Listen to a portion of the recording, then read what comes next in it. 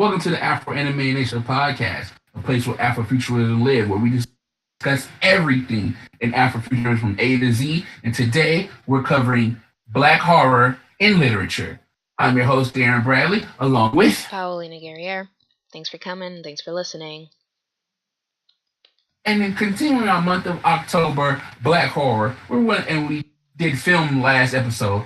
This time we're going to talk about literature and some of the books that help define the Black horror that we love to be spooked by. Right. Well, which one do you want to start talking about? What's on your mind the most at the moment? Okay, let's start off with some comic book stuff. Mm-hmm. And one of my favorites, The Walking Dead. Mm-hmm. And even though The Walking Dead is not per se Black horror, the portrayal of Black characters in different situations where Black characters come from is super realistic in a zombie apocalypse. If you've been living under a rock, The Walking Dead is about another way of the zombie apocalypse coming about in the world. It's a TV show, but that TV show started from a very successful comic book, which I love and still wish I had to this day. And what it does, it portrays zombie apocalypse in a more realistic way, not like a 2 hour thing. It's like no for a while. And what they do is they often introduce new characters from different backgrounds, white, black, Latino, Asian. And some of the characters that they introduce, especially some of the black characters, are just super realistic. And you could be like, my uncle would act like that in the zombie apocalypse. Or I had cousins, they would act like that in the zombie apocalypse. I just want to give a shout out to really cool portrayals of black characters. Of course, everybody knows if you follow Walking Dead, Michonne, the sword wielding African queen, her warrior ways. But then there have been other characters. There have been side characters, like some that might have been former gangsters. One is just a father trying to protect his daughter. Then you have this young black kids, and it's just remarkable how it portrays the different levels of society for everybody, but also in a positive way. Also, black people. There are good black people, bad black people, sweet people you don't know. And it's just a really, like I said, fascinating book to read, and it got some scary concepts. And the zombies aren't the scariest part of the book. It's the people. Like the people are the most dangerous thing in the zombie apocalypse, and they portray it really well in that series. Yeah, that's true.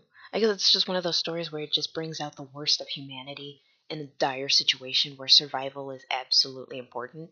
And I think it's like not just with a zombie apocalypse, it's like just really any like dire situation where a huge chunk of the population gets wiped out by some cataclysmic event. Yeah. Yeah. And it's just like I said, it's done real well, and it's nothing. Well, from my perspective, there's nothing stereotypical. It's just really good portrayal of human beings and the black character really well. Mm-hmm.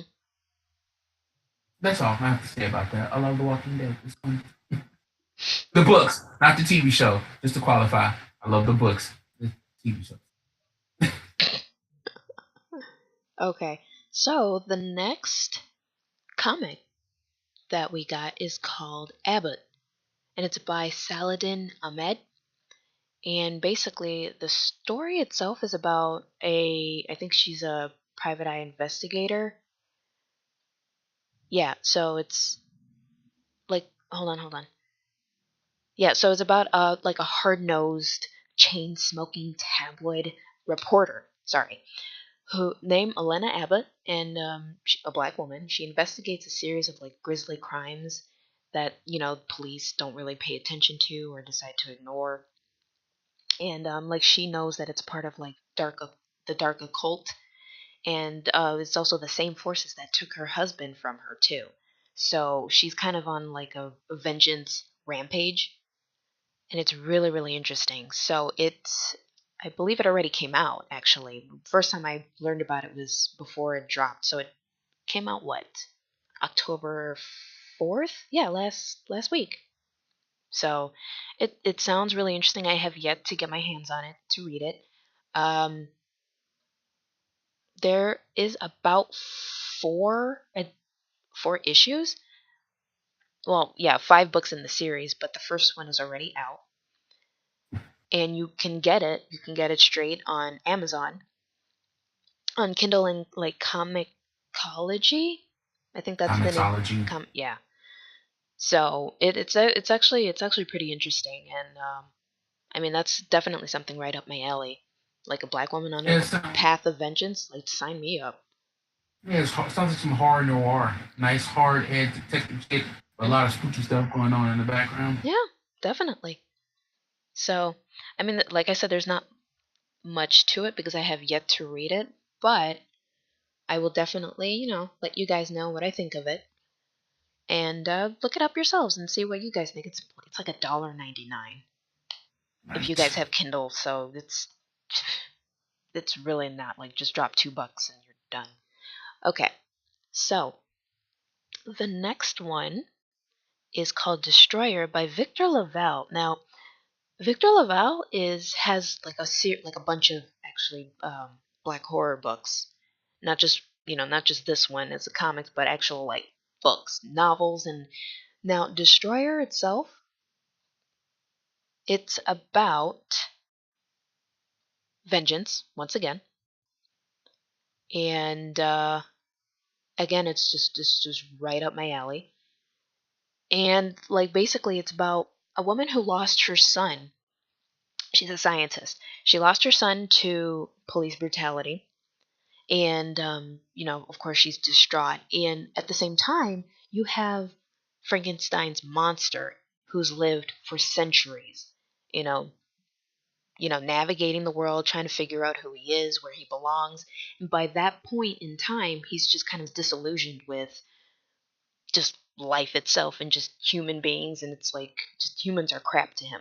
So they encounter each other, and they kind of feed off of each other's despair, and her colleagues are initially worried like, oh no, we got to keep her away from this monster, but then as they try to separate her, they figure out that actually they both, Frankenstein's monster and the scientist, that they both need to be stopped, because putting those two together, no, not a good idea, especially if they're both disillusioned with human beings. Indeed. Yeah. So it's a comic itself. It's, well, more like a graphic novel. Um, but it again sounds really interesting. I have yet to get my hands on it. It came out just this past March. So I have yet to see if it has a second issue. I think I think it's up and coming. It may come out next year. I'm not 100% sure. I've not been able to keep up with that. But keep keep that in mind. It's called once again Destroyer by Victor LaValle. And the other stuff by him is Darren. You told me that you recognize the story, The Ballad of Black Tom. Yeah, the Tale of Black Tom is an old folktale about just the character in the South, devil. And one of the stories that Victor LaValle uses that Black Tom scenario, I guess you would say, in is just really fascinating. Like Victor is such a prolific writer. He has so much stuff. These are just some of the ones that we picked out as the most intriguing. Black Tom and the Frankenstein monster story. But Victor, the man knows his stuff. Mm-hmm. Yeah, And he the way does. he weaves it in with black culture and our natural affinity towards the spirituality and the supernatural, Mm-hmm. it's just well done. I mean, I can't say it's just well done. Yeah. And there's another one I actually started to read, but mind you, it was like, God, I started to read this 3 years ago. So I guess at the time it didn't really interest me because I stopped. It just didn't seem to interest me. But this book is called The Devil in Silver, and Mm. it's actually really really interesting. It's about this man named Pepper, and he's a working class minor, quote unquote, minor league troublemaker, rambunctious, kind of, a little bit of a troublemaker for society. So he's placed into a mental institution in Queens, New York. Now, for him, it's like, why am I here? He's not mentally ill, and he really isn't. He should have probably gotten a slap on the wrist, but there's no, well, for him, there's no real reason why he was put in there. And the thing is, he's put into the mental institution, but they don't care. He's accused of a crime he can't remember that he ever committed. And the thing is, when he's in his room during his first night, he encounters a creature, like a really like big creature with the body of an old man and the head of a bison, who nearly kills him before he's being pulled away by the hospital staff, thinking maybe he was having a breakdown. So like he meets like other inmates, with different mental conditions, and they try to figure out what's going on, what is this monster that's stalking them. And it's really really interesting. Like it's like one of those stories where you don't know. It's like, is it real? He is in a mental institution, so maybe he's imagining all of this. You know what I mean? Yeah. Yeah. So like, but maybe it actually is a monster in those halls of a mental asylum, but nobody believes him because it's an asylum. So Again, that's just a nice. I don't want to say it's a new way, but it's a well done way of mental illness, spirituality, ghosts, monsters. Like, is it really a mental illness if these things exist? It's just only certain people see them. Like, it's another clever way of doing it. Yeah, it really is. It's a fascinating read, but like I said, I'm gonna have to probably get back into it and really like read the whole thing. And again, I'll let y'all know how it is. Um, so like we said, we mentioned more than just one novel from this author because again, he's a prolific writer and he knows his stuff. He knows how to connect everything. He knows how to connect, mythology and like black folklore to like modern day situations, and it works. It's creepy, pretty creepy. So, what we got next is another comic called Day Black by Keef Cross. Now, I first stumbled upon this on, I think on, was it Instagram? I think. I think so because of the art. Yeah, and it was through like this collective on Instagram. It's like Black Comic Book Collective. I'll put down the title in the description box. But yeah, it's called Day Black, and it's basically like about a fictional town called Day Black, Georgia, and it's about a murderer. Like, to read you the summary, it's like after hundreds of years of killing, to survive, he no longer wants to exist. He wants to live. So it's about the story of Merce, if I'm saying his name correctly. It's like Merce. He was a former slave, and he was bitten by a vampire in the cotton fields. So he managed to live for 400 years from that encounter, which you don't really hear much stories about that, don't you think? Like, slaves being attacked by a vampire. Yeah, this is something we talked about before. It's that mixture of black folklore, the reality of slavery, European folk tales themselves. Mm-hmm. Oh yeah, definitely. Like, it just reminds me of Queen of the Damned. Yeah. Yeah, terrible Yeah. movie, but Terrible movie. The book was cool. yes, The book was book cool. was great. Most of the books out of the Interview with a Vampire series, they just should have stopped making movies after Interview with a Vampire. Right? Yeah. No. Like, we're finished. No more. Nah, it's not. No. But yeah, like it reminds me of that. It also kind of like reminds me of True Blood. I don't know how without the campiness, because Lord, Yeah. that series was campy as heck. Um, but yeah, like he lives in a town called Day Black, completely like polluted like no one's business. So much so that in broad daylight, vampires can walk because the sun is blocked out by the smog. So he works as a tattoo artist in the town, and so he can move around freely day or night. And he's always having like weird dreams that makes him fall asleep at the most awkward times, because again, it's like you can't tell what is day, what is night. So he's always getting like these strange dreams, and someone from his past comes in, appears out of the blue with plans for him and may change his way of life. And the thing is, he doesn't want to go back to how he was before, cold-blooded killer. Just, I don't know, I guess he just wants to live a simple life. And the imagery is pretty graphic. Like, it's not I don't want to say traditional art. It's lined and ink art. The cover is like black, white, and red.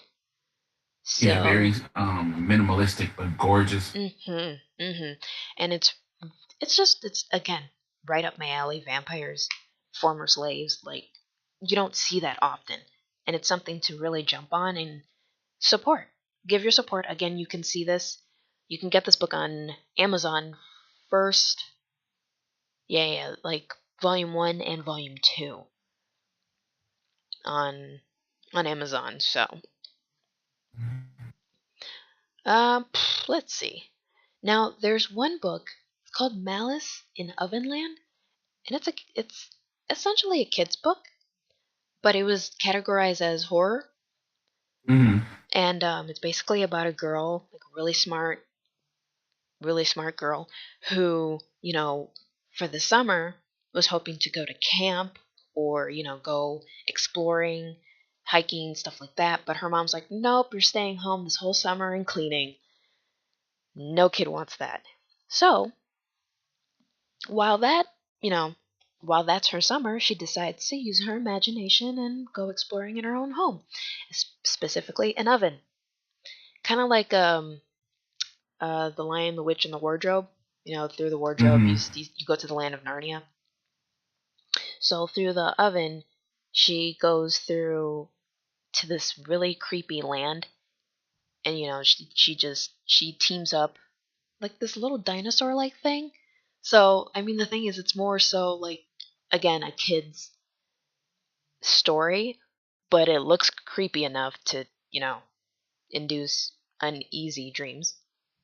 And Yeah, it's one of those we scare kids because they enjoy it, mm-hmm, but it's also a fascinating tale. And again, it takes those concepts of the world within the world, the loneliness, the isolation, mm-hmm, and again, a beautiful mixture of a lot of different genres and stuff that come along with horror, but also with fantasy.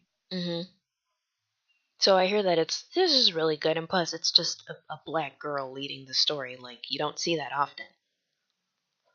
So again, that's another thing. Like for all you folks out there who've got kids, nieces, nephews, got kids, get this book for them, or any kid just get this book for them and let them explore. Because I sure as heck would devour this book, and it looks cute. Mm-hmm. I don't want to say it looks cute, but it kind of reminds me of Undertale the way it looks.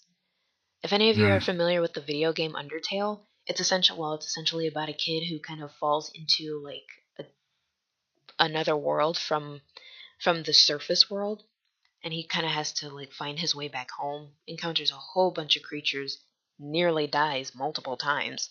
So it kind of reminds me of that. So it's enjoyable. It's an enjoyable story. Yeah, cute and creepy. You Yeah. can. It's there's nothing wrong with saying it. It's cute and creepy. Yes. Exactly. Yes. Yes. Yes. All right. So what other books are on your mind, Darren? Well, one of my favorites, since let's stick with comic books. Mm-hmm. One of my favorites is a book called Bayou. It's from a defunct company now called Zuda Comics, and I believe DC bought them, so you can still purchase the book through the DC comic book store. Mm-hmm. But it's Bayou, and it's the tale of a young girl during the time, I believe, right during Reconstruction slavery, right when slavery was technically still legal, but not. Mm-hmm. And her and her little friend, and there's a disappearance. And no one know if it's a hate crime, if it's just a child kidnapping, and but it leads the girl into a fantastical world trying to discover her friend and what it means to learn the harshness of the reality she's in, of the era, that period in American history. And it's just one of the most beautiful books I've ever seen. It started off as a web comic. It was gorgeous on the web. When they put it onto paper, it retained all its beauty. Like I said, there's the kidnapping. A child goes missing, but the very page is where the child goes missing is beautiful, and you see little hints of the world of fantasy combined with the harsh realities and the look of masters and sharecroppers and and it's just such a deep, enriching book.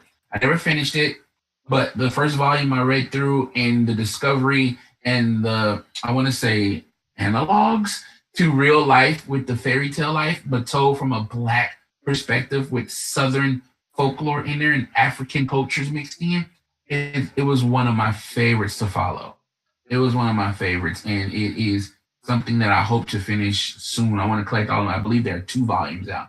I want to collect both and just one day just sit down and go through it because it's mostly in a book of illustrations, not a lot of words, but the pictures do convey the story, the scariness and the horror, but also some of the wonder that you still would get from a child's eye, even doing such harsh time.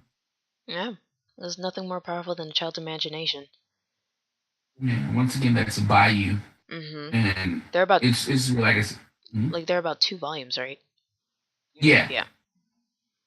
Yeah. and it's just like I said, it's a really beautiful book, and it's definitely a lot of, like I said, a lot of spiritual stuff in there, and a lot of supernatural stuff. Because no one knows what happened to these kids, and again, we've talked about this before. A lot of this black fiction is based in reality. Black kids disappear a lot. They just do, Mm-hmm. especially young black girls. It's the story of a disappeared young black girl and her traversal through a fantasy world. Yeah, pretty much. So yeah, the story again, Bayou, and it's by Jeremy Love, and there are 2 volumes, so you can again cop it on Amazon. Paperback is like what, $19? Mm-hmm. Yeah, so it's not that bad. $19, that's okay. And I think the second volume is like 15, but through a second, whatchamacallit, a dealer. But look into it. Just look into more of these stories. They're pretty fascinating and really really cool. And so the next book actually is by sci-fi. I call her a legend because she's amazing. I haven't read all of her books, but she's just really cool. Octavia Butler. Now I know she has, Queen. yes, she has just a whole presence in sci-fi that I'm surprised that quite a few people know, but a lot of others don't.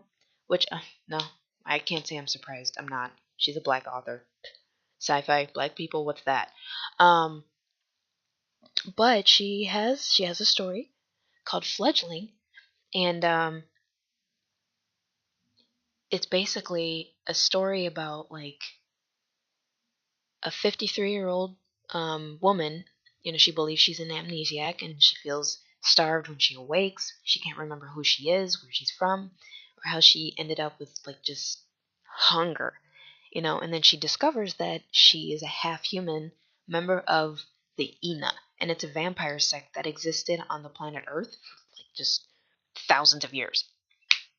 So she kind of goes on this quest to figure out, you know, who she is, but if there are others out there, and figures out that there's this conflict, this war that's gonna happen sometime soon. So I guess she's kind of race against the clock.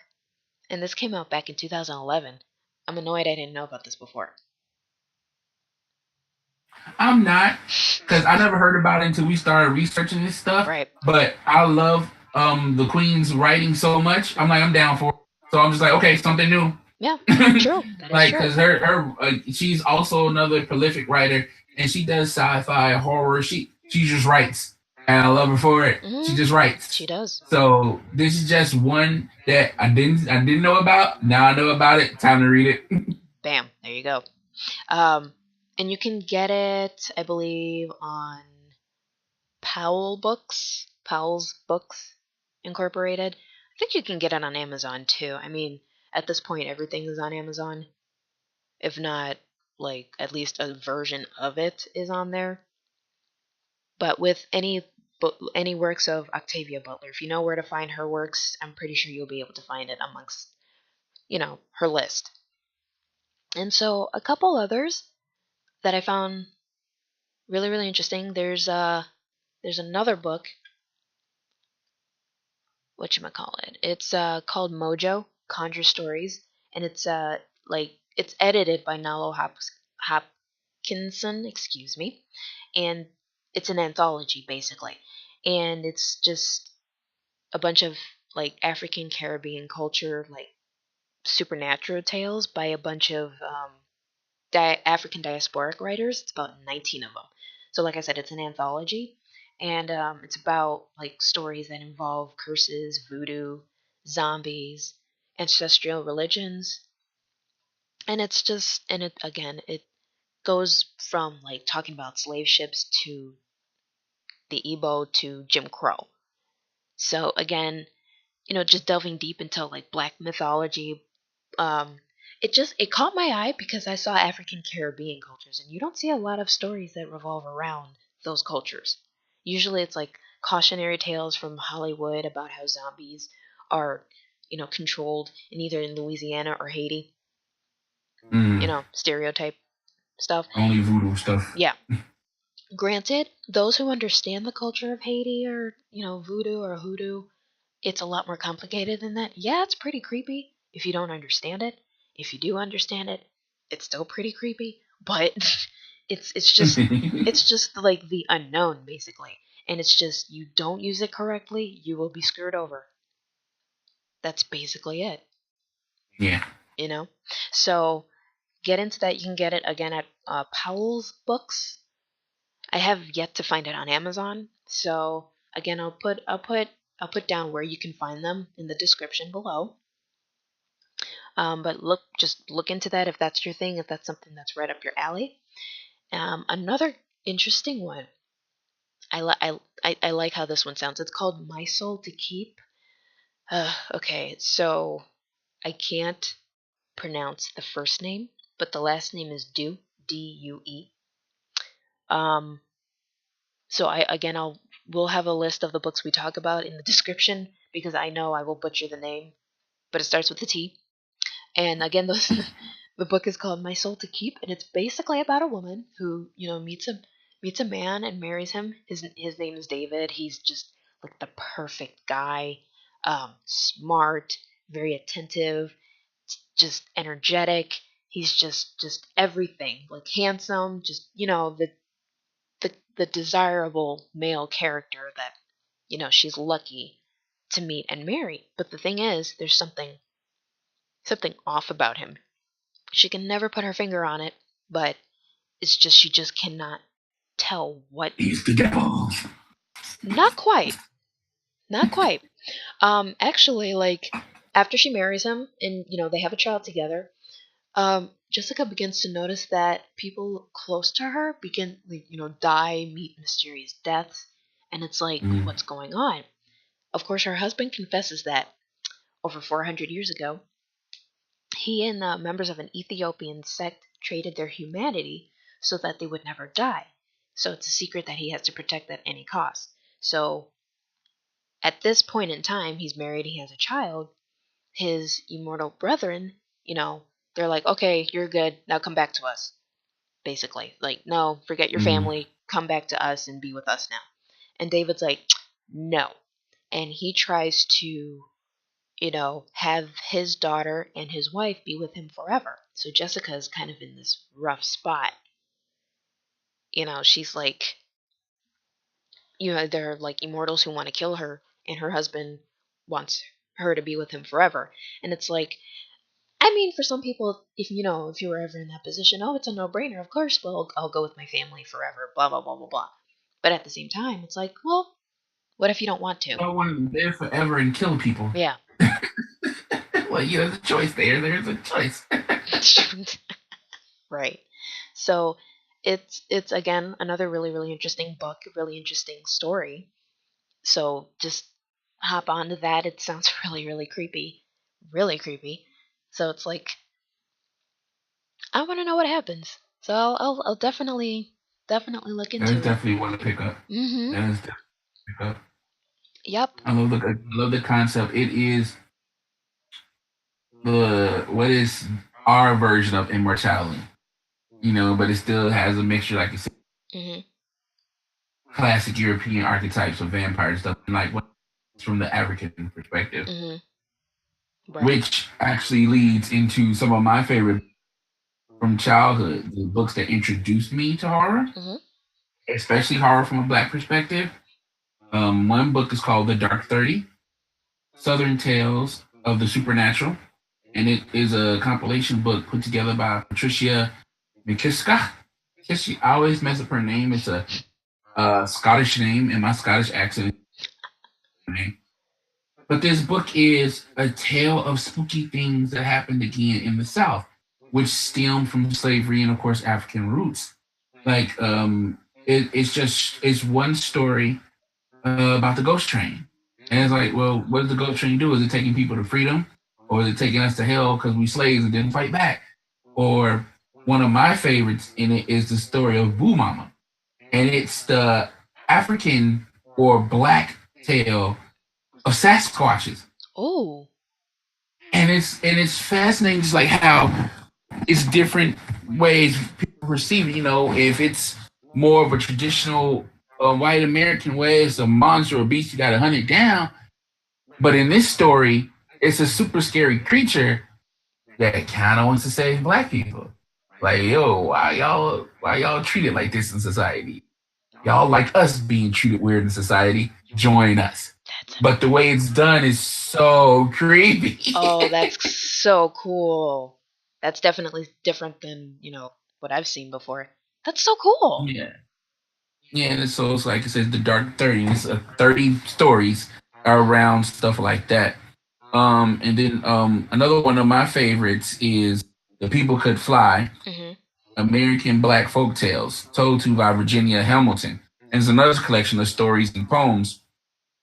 And it's just it's creepy, but also again based in reality, slave times, and stories left over from Africa that the people tried to hold on to during the harshness of slavery.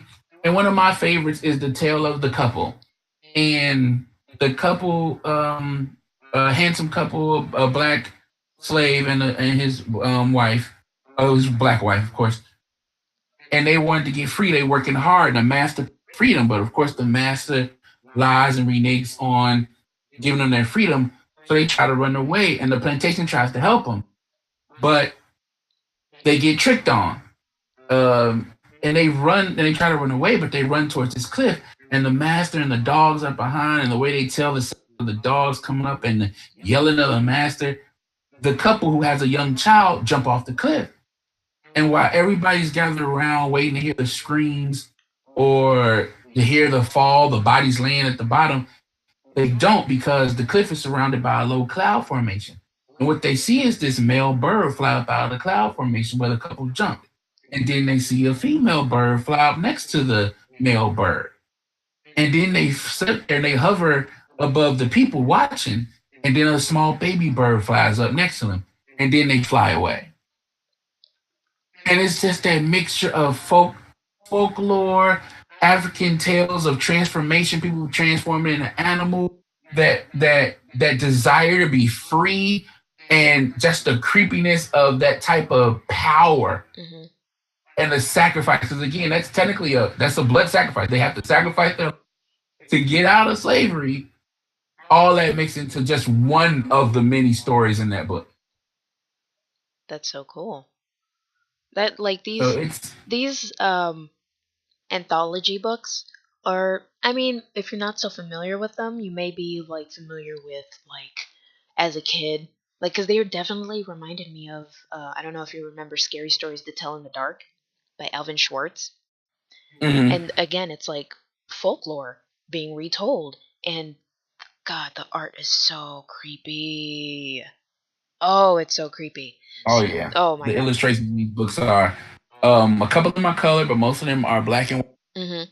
But they portray the anguish on the slaves' faces, evil of the masters, the bestiality of the dogs hunting them, and also the creepiness of a human being transforming into things.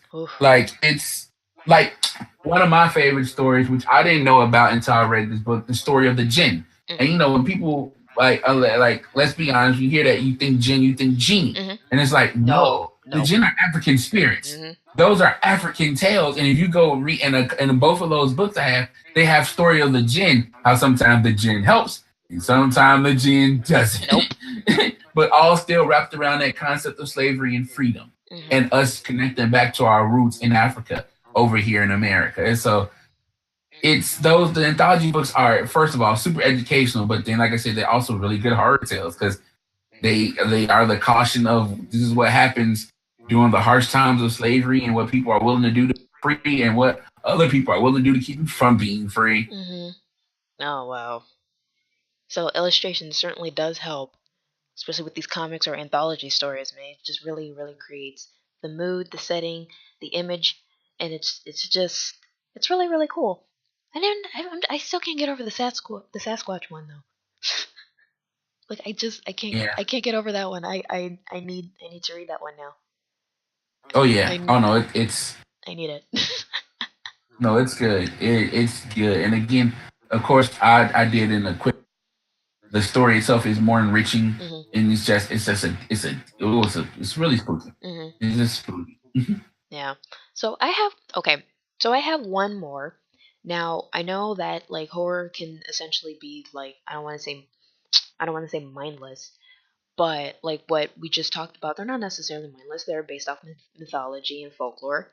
But sometimes it can take on a really really really sad twist. Like there's a book called Beloved by Toni Morrison. I know plenty of you are very familiar with her works, and it's basically just the trauma of slavery. That by itself is just a horror A horror story. right Yeah. there, yeah. And just that in which the horrible decisions that a lot of the enslaved peoples had to make to survive. You have a character who escapes her Kentucky plantation and manages to settle in Ohio. Wants to have a new life with her kids, but literally like 28 days later, slave catchers, capture them and tries to return her to her plantation. She makes the decision for her kids that they were better off dead than in slavery. So she only manages to kill her 2-year-old daughter, named Beloved, but she stopped from killing her other kids. And because of that, the ghost of her child comes back and just haunts her, just follows her around everywhere she goes. And it's like, that by itself is terrifying because, you have a mother faced with a decision to not let her children back into what she had to go through during her life.